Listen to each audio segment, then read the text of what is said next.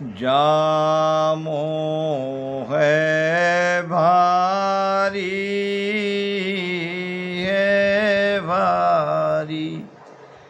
कोई धोवे संत हजारी जामो है भारी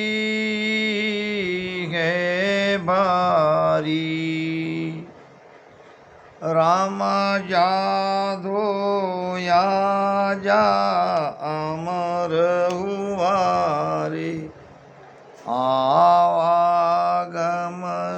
निवारी राम जी आवागमन निवारी सूरते हती सकळ सोई बंचे सूरते तीस सकळ सोई बंचे मिलणो दुर्लभ विचारी जामो हे भारी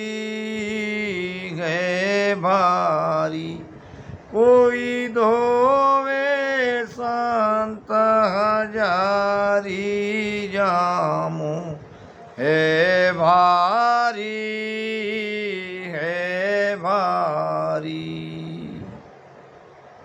जामो है भारी जामो यानी वस्त्र। ये हमारा शरीर है और ये है वस्त्र। जैसे हमारा शरीर और हमारा वस्त्र वैसे ही हमारी आत्मा है और आत्मा का जामा आत्मा का शरीर ये शरीर है। इस शरीर का जामा ये कपड़ा है तो आत्मा का जामा ये मनुष्य शरीर है। तो जामो है भारी ये मनुष्य शरीर बड़ा भारी है, बड़ा कीमतीवान है। ये दुर्लभ है मिलना। महाराज फरमाते हैं भटकत भटकत नीट मिलो है मानव तन अवतारा सूरते तीस सकळ सोई बंचे मिले न दूजी बारा। भटकत यानी 84 लाख योनि में हम भटकते आए हैं।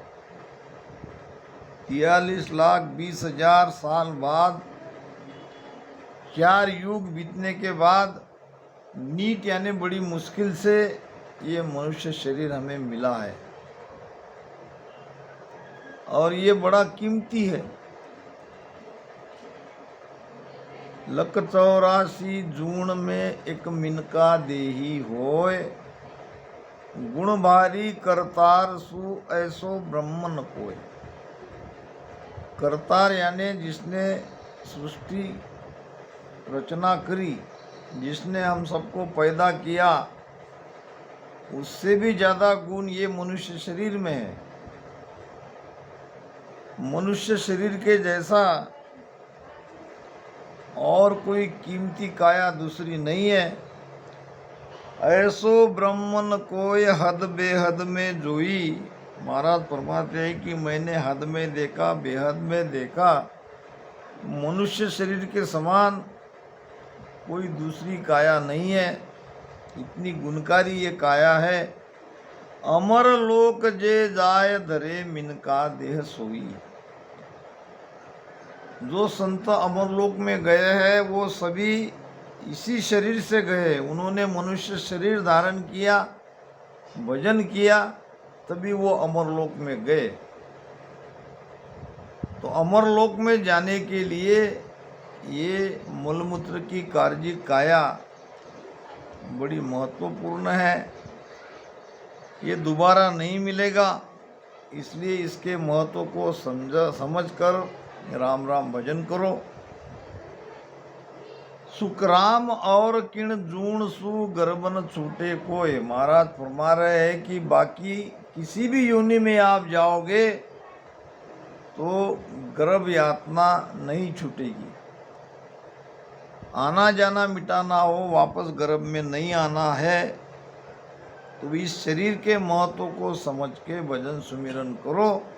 जामो है भारी कोई धोवे संत हजारी। अब किसको धोना है? धोना है 5 ज्ञानेंद्रियों को। यहाँ आँख है, कान है, नाक है, रसना है, त्वचा है।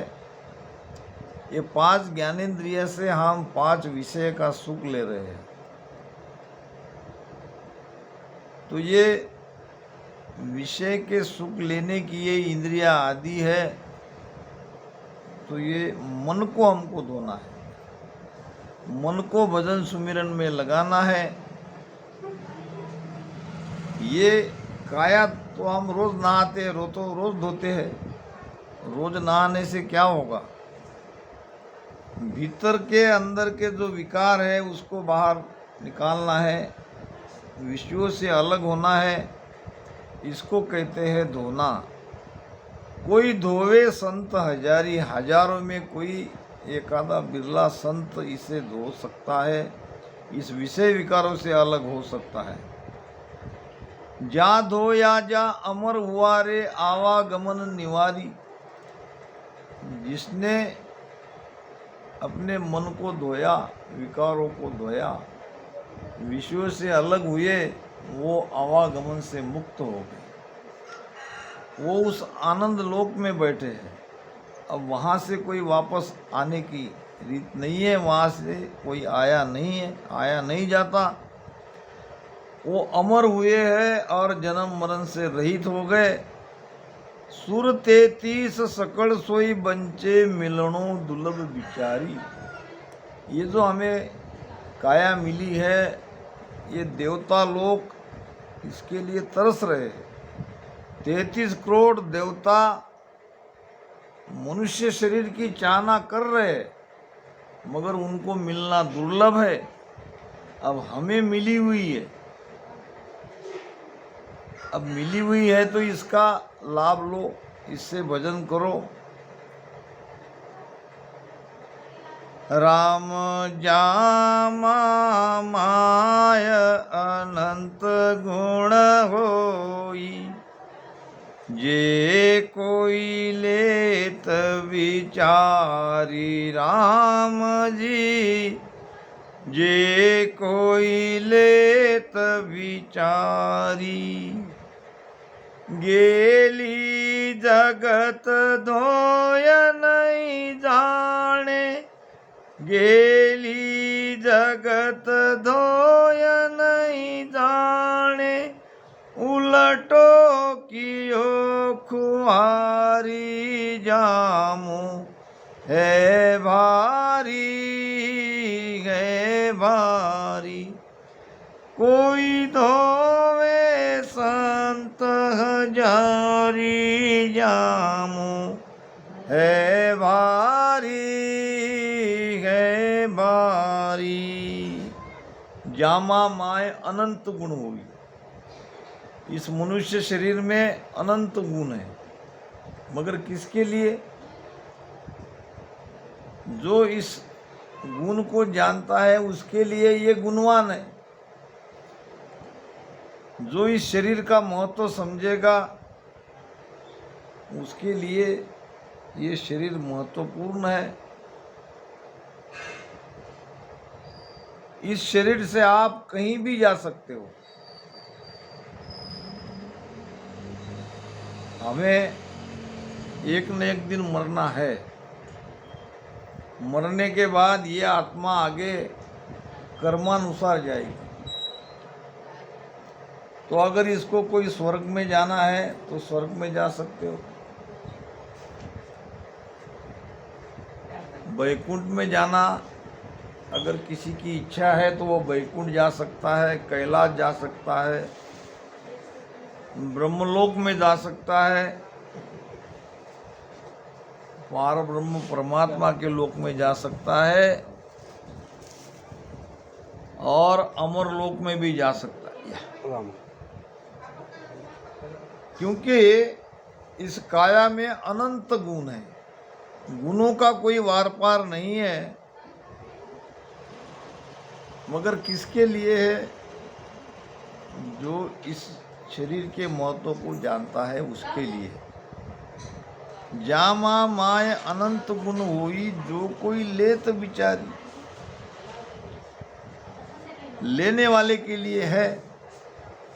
अगर कोई कहेगा कि बहुत लोग कहते हैं कि सत्संग में जाके क्या फायदा,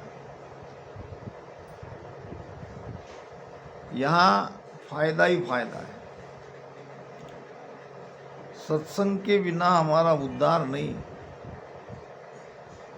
अगर सत्संग नहीं है तो ज्ञान नहीं मिलेगा, ज्ञान नहीं मिलेगा तो ये समझ कब आएगी कि हमारे भीतर क्या क्या छिपा है, इस शरीर में हीरे है कि मोती है कि क्या है कि खजाना है। ये तो तब पता चलता है जब आप सत्संग में जाएंगे और महापुरुषों के वचनों को सुनेंगे, तभी पता चलेगा। गेली जगत धोए नहीं जाने, गेली नाम अज्ञानी। अज्ञानी मनुष्य इस शरीर के महत्व को नहीं समझ रहे, इसीलिए तो कई लोग दुखी हैं। दुखी क्यों है? अपने कर्म के कारण। इस शरीर से अच्छे कर्म करोगे तो सुखी होगे, इस शरीर से राम नाम भजन करोगे तो मोक्ष में जाओगे, आना जाना मिटेगा। मगर इस शरीर के गुण को नहीं समझते हुए उल्टा इसको खराब करके जा रहे हैं। धोना तो दूर, और ज़्यादा मैला करके जा रहे हैं, और ज़्यादा कर्म कमा के जा रहे हैं। एक कुम्हार था, रोज मिट्टी लेने के लिए जंगल में जाता था। मिट्टी लाने के लिए उसके पास एक गधा था। अब एक दिन ऐसे ही सुबह सुबह गया मिट्टी लेने के लिए, तो रास्ते में कोई चमकीला पत्थर उसे मिला। अब कुमार को उसकी परीक्षा नहीं थी। अब कुमार ने उसको गधे के गले में बांध दिया। लोग भी देखते थे कि गधे के गले में कुछ बांधा हुआ है, मगर होगा कोई। एक दिन उस गांव का एक जोहरी था और उसने देखा ये गधे के गले में तो कीमती हीरा है, मगर इन किसी को मालूम नहीं, न ये कुम्हार को मालूम, न किसी गांव वाले को इसकी परख है। चलो इसको ले लेते हैं।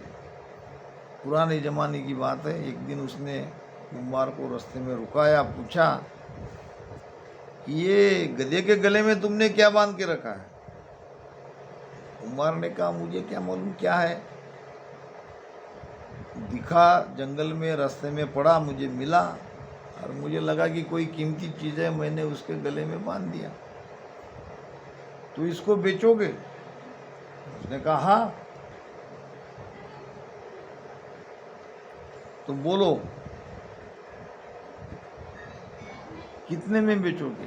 कुम्हार ने कहा, मुझे क्या पता ये वस्तु है क्या, ये भी मुझे पता नहीं, अब तुम ही कहो। तो उसने कहा 5 रुपये देता हूँ, 5 रुपये में अगर देना हो तो दे दो। अब वो था हीरा, लाखों रुपए का हीरा था, मगर जोहरी ने मांगा 5 रुपये में। अब कुम्हार को लगा कि चलो कल बेचते हैं। कुम्हार को भी मालूम नहीं 5 रुपए में है कि ये कितना कीमतीवान है, मगर उसने कहा कि नहीं, 5 रुपए में तो नहीं। फिर आगे गया, आगे एक और जोहरी मिला, उसने भी हीरे को पहचान लिया। उसने कहा बेचोगे? हाँ। कितने में बेचोगे? अब इसने कह दिया जानबूझकर 10 रुपए में। वो 5 रुपए मांग रहा था, नहीं दिया। उसने बिल्कुल झट से खीसे से 10 रुपए निकाल दिए और वो हीरा लेके चला गया। दूसरे दिन ये वापस जा रहा था तो वो पहला वाला जोहरी खड़ा था, गले में वो हीरा नहीं दिखा। अरे वो कहाँ है?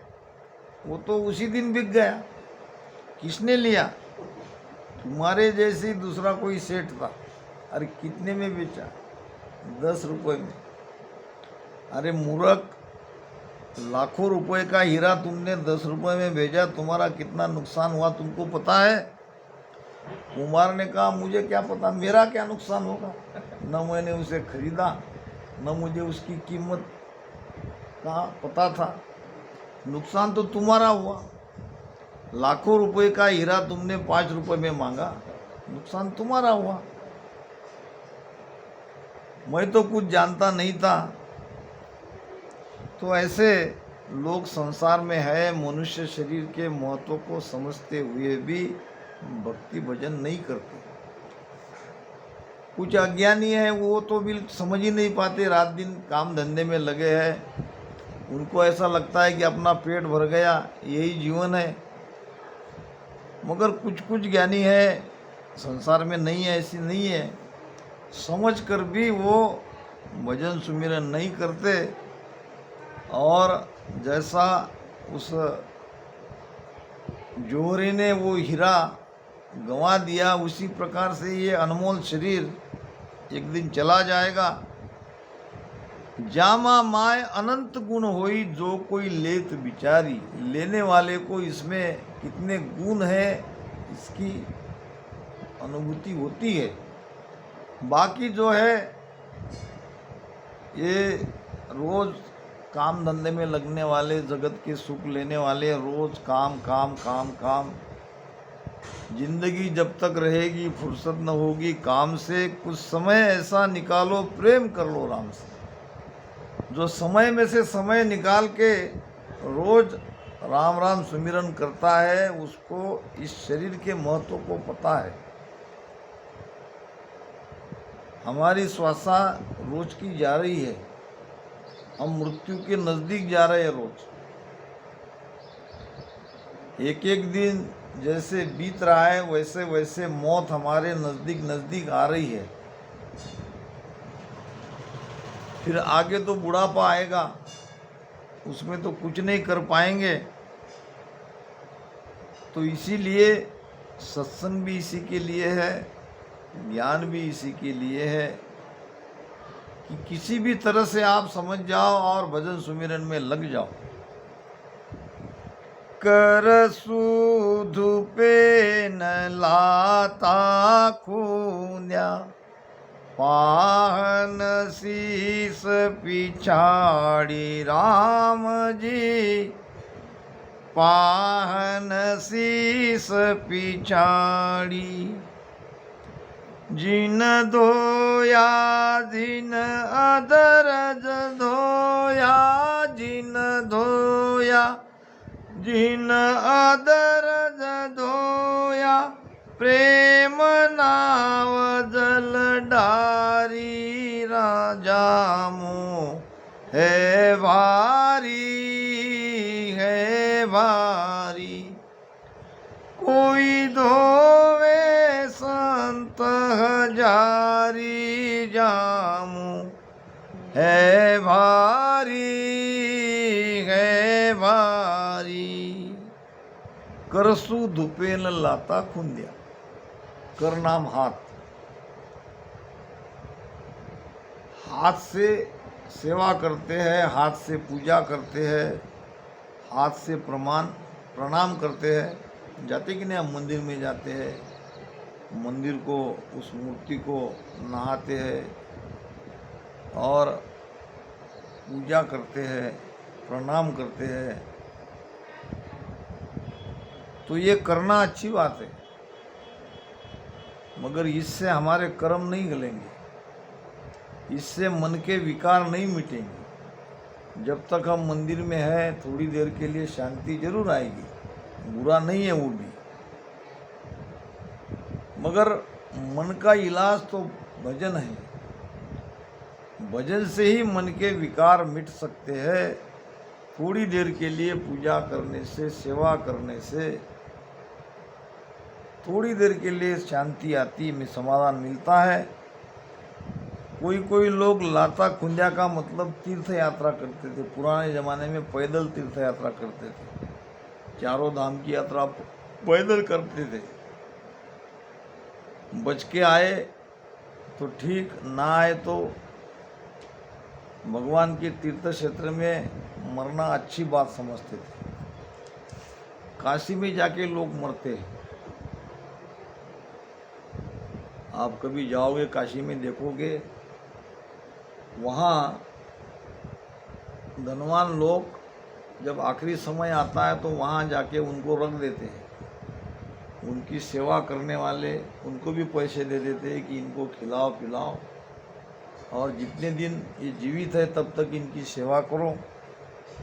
और मरने के बाद वहाँ वो 80 घाट पे हरिचंद्र घाट है, हरिचंद्र घाट पे एक मिनट में 10-10, 15-15 लाशें वहाँ पे जली हुई आपको दिखेगी। आधी जलती है, आधी फेंक देते हैं, दूसरी आ जाती है। ऐसे एक ऐसे नंबर लगे रहते हैं। तो बाहर से लोग वहाँ मरने के लिए आते हैं, क्योंकि काशी में अगर मृत्यु हो गई तो स्वर्ग मिलेगा, ऐसी धारणा बनी है, इसलिए वहाँ जाके मरते हैं। महाराज कहते हैं कि तीर्थ करने से, व्रत करने से, पैरों से तुम कितना भी चल के गए, कितना भी शरीर को कष्ट दिया, इससे संतोष मिलेगा, कुछ देर के लिए समाधान मिलेगा, मगर मन के विकार नहीं जाते। मन के अंदर जो काम, क्रोध, लोभ, मोह, अहंकार ये भरे हैं, और जो विषयों की जो पकड़ है, ये तीर्थ यात्रा से न छूटेगी, न हाथ पैर जोड़ने से छूटेगी। पाहन शीश पिछाड़ी, यानी पत्थर पर सिर पटकने से भी काम नहीं होगा, उससे मोक्ष नहीं होगा। बहुत लोग भगवान के जाके वहाँ पे माथा पटकते हैं, उनके सामने मांग रखते हैं, सुख की चाहना रखते हैं, मगर इससे कुछ होने वाला नहीं है। जिसने भी धोया है, जिसने भी ये विकारों से अलग हुए हैं, वो सब भजन सुमिरन से ही हुए हैं। वो भी जब अदर भजन होने लगेगा, शरीर से बाहर, जिन धोया जिन अधरस धोया, शरीर में रहते हुए भी सारी चेतना, सारी सुरती शरीर से बाहर जब चली जाएगी, तो तभी कहेंगे कि हम इन विकारों को पूरी तरह से धो डाला। अब मन के अंदर कोई विकार नहीं है, कोई कर्म नहीं रहा, और सभी से अलग हो गए। तो ये कैसे? जिन्होंने भी धोया है वो इसी प्रकार से, इसी भेद से धोया है। प्रेम नाव जल डारी। अब धोने के लिए तो जल चाहिए। अब यहाँ जल कौन सा है? यहाँ जल है राम नाम, वो भी प्रेम से रटन करते करते, करते रहोगे तो भीतर के विकार दूर होंगे, सारे कर्म दूर हो जाएंगे। तो ये नाम रूपी जल से जो कोई इस राम नाम को प्रेम पूर्वक रटन करेगा, वही इस काया को धोएगा, इस मन को, मन के जो मैल है उसको धोकर निर्मल बन जाएगा। तो उसके लिए अदर धोने की विधि है, भेद है। इसके लिए सदगुरु के शरण में जाना पड़ेगा। सदगुरु हमें राम नाम का उपदेश बताते हैं, राम नाम रटन करने के लिए कहते हैं। उस राम नाम को जिह्वा से रटन करना पड़ेगा। जिह्वा से रटन करते करते यहाँ कंठ पे वो शब्द जगता है। पहला स्थान है कंठ। यहाँ हलचल होती है, यहाँ गुदगुदाहट होती है। ऐसा लगता है कि ये जीभ भी राम राम कर रही है, यहाँ भी कोई अलग जीभ तो नहीं, वो भी राम राम कर रही है। और मीठा मीठा रस आता है। भजन करते करते ऐसा अगर आपके साथ हुआ हो तो समझ लेना ब्रह्म वैराट से कंठ स्थान पर आपके घट में शब्द जग गया। सदगुरु की आपके ऊपर मेहर हो गई। फिर उसी प्रकार राम राम करते करते यहाँ हृदय में वो शब्द की अनुभूति होती है। यहाँ हृदय की अनुभूति होती है कि प्रेम बढ़ने लगता है। राम स्नेह के बिगर, सत्संग के बिगर जब वो शब्द हृदय में आता है तब वो रह नहीं सकता। इतना प्रेम आता है। फिर उसी प्रकार से भजन करते करते वो शब्द नाभि में आता है। नाभि में शब्द आने पर सारा निर्णय हो जाता है। कैसा निर्णय हो जाता है? शरीर में है 72,000 नाड़ियाँ और 3.5 करोड़ रोमावली। 3.5 करोड़ रोमावली और 72,000 नाड़ियाँ में ये शब्द की झणकार होती है। शब्द सारे शरीर में सुनाई देता है। एक अलौकिक आनंद आने लगता है और फिर विश्वास आ जाता है कि ये जो हमें सत्संग में हम सुनते आए हैं या हमें कहा गया है, ये सब अनुभव वास्तव में होता है। ये विश्वास आ जाता है कि सुखराम शब्द जोरावर पाया सुपत आवे, बिन पाया नर कहबो तेरा दिल का भरम न था। ऐसी यात्रा राम राम से हमारी शुरू हुई।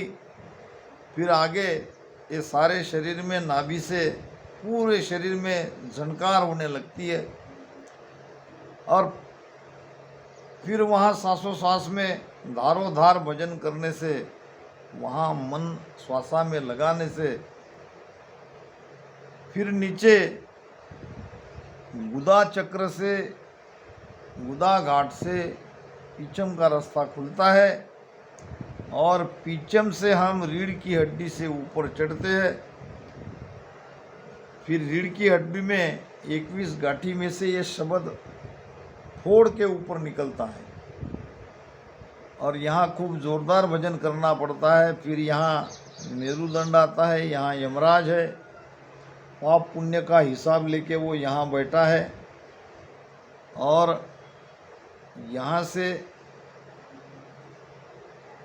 सदगुरु की मेहर से धारोधार भजन करने से ये मेरु को पार करके फिर त्रिकुटी आते हैं। तीनों नाड़ियाँ ईड़ा, पिंगला और सुकमणा, ईड़ा यहाँ से यहाँ आती है, पिंगला यहाँ से यहाँ आती है और सुकमणा नाड़ी ऐसे सिर के ऊपर से आके यहाँ ये तीनों नाड़ियाँ आके मिलती है। फिर लगता है त्रिकुटी में ध्यान। त्रिकुटी में ध्यान लगते ही मन पूरी तरह से हमारे काबू में आ जाता है। अभी तक जो मन भटक रहा था, भजन करने नहीं दे रहा था, वो मन अब पूरी तरह से भजन में लग जाता है। धीरे धीरे हमारे विचार आने बंद हो जाते हैं, नहीं तो विचार हमारे चलते ही रहते हैं। विचारों से अलग होने पर ही सुख मिलता है, नहीं तो नहीं मिलेगा। जब हम सोते हैं तो मन के विचार पूरी तरह से दूर हो जाते हैं, तभी हम अच्छे से सो सकते हैं, नींद भी अच्छी आती है। अगर हमारे विचार उस समय चलते रहे तो नींद नहीं आएगी। रात भर अगर विचार चलते हैं तो रात भर हम सो नहीं सकेंगे। तो मन सोचता बहुत है और केवल सोचता नहीं, सारी क्रियाएं करवाता है। तो इस प्रकार त्रिकुटी में ध्यान आने पर हमारे विकार और विचार दोनों मिट जाते हैं, पूरी तरह से